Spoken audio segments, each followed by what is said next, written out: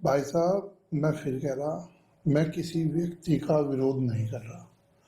पिछले 10 साल से जो पार्टी का दर्द था, कार्यकर्ताओं का दर्द था, जो पार्टी का नुकसान हुआ, जो लगातार विरोध करते रहे, मैं उस दर्द को रखने वाला शायद मैं पहला व्यक्ति बन गया और मैं सामने आ गया। और मैं आपको उदाहरण के रूप में बताऊं, आप कह रहे वेल एजुकेटेड आदमी, आप कह रहे कि पीएचडी होल्डर, क्या वेल एजुकेटेड आदमी को सोरम गांव में एक घटना हुई थी और माननीय मंत्री जी के गुंडों ने हमारे ही समाज के लोगों को घर में घुस घुस कर पिटता था, तो क्या वेल एजुकेटेड आदमी का राजनीति में, सार्वजनिक जीवन में रहते हुए यही काम है? बताओ आप मुझे। आप भारत सरकार में मंत्री हो, आप राजस्थान में मंच से एक किसान को कह रहे जा मर गया, आत्महत्या कर ले। क्या पीएचडी होल्डर का, वेल एजुकेटेड आदमी का क्या यही कार्य है?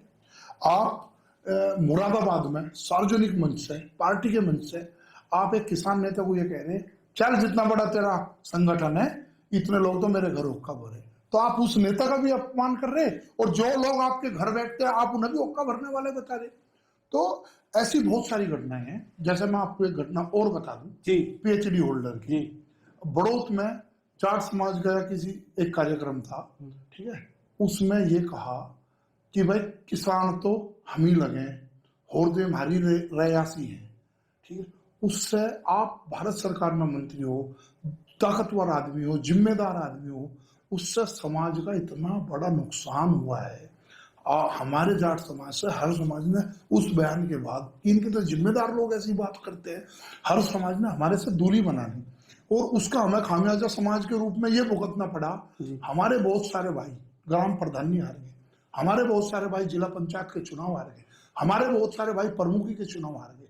हमारा हर पार्टी, अगर हम टिकट विधानसभा और लोकसभा का मांगते थे हमारे भाई कहीं भी पूरे पश्चिमी उत्तर प्रदेश में, तो दूसरी जातियों के लोग जा जाकर विरोध करने लगे कि ये हमें अपनी रिया बताते हैं, इनका टिकट हम नहीं होने देंगे। तो उससे समाज को बहुत भारी नुकसान उठाना पड़ा। क्या वेल एजुकेटेड आदमी का, मैं पहले भी जिक्र करा आपने इस इंटरव्यू में, सांसद सतपाल सिंह के बारे में ये कहना चाहिए, कमिश्नर के बारे में कि ये सिपाही घूम रहा, वो सिपाही कह के संबोधित करते हैं। क्या वेल एजुकेटेड आदमी को चौधरी अजीत सिंह जिंदा थे, आज तो वे इस दुनिया में नहीं है, और वो सिसोली के किसान भवन में भारतीय किसान यूनियन के मंच पे है, अजीत सिंह की मौजूदगी में डॉक्टर संजीव बालियान चौधरी अजीत सिंह का नाम नहीं ले रहे, जो देश के किसानों के सबसे बड़े नेता थे, वो ये वेल एजुकेटेड आदमी का और पीएचडी होल्डर का काम है। और 2019 के पार्लियामेंट के चुनाव में चौधरी अजीत सिंह की पुत्रवधू चौधरी जयंत सिंह जी की पत्नी चारू चौधरी, तो उनके काफिले पर हमला हुआ।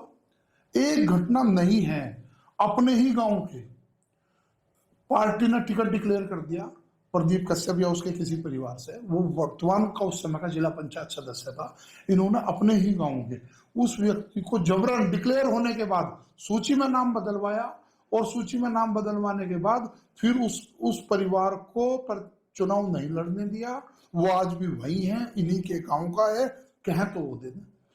क्या वेल एजुकेटेड आदमी को अगर ताकत मिलेगी, अगर सत्ता मिलेगी, अगर उसकी हनक चल रही है, उसकी बात करनी है, तो क्या वो ताकत लोगों की भलाई के लिए लगानी चाहिए या उनके विरोध के लिए लगानी चाहिए?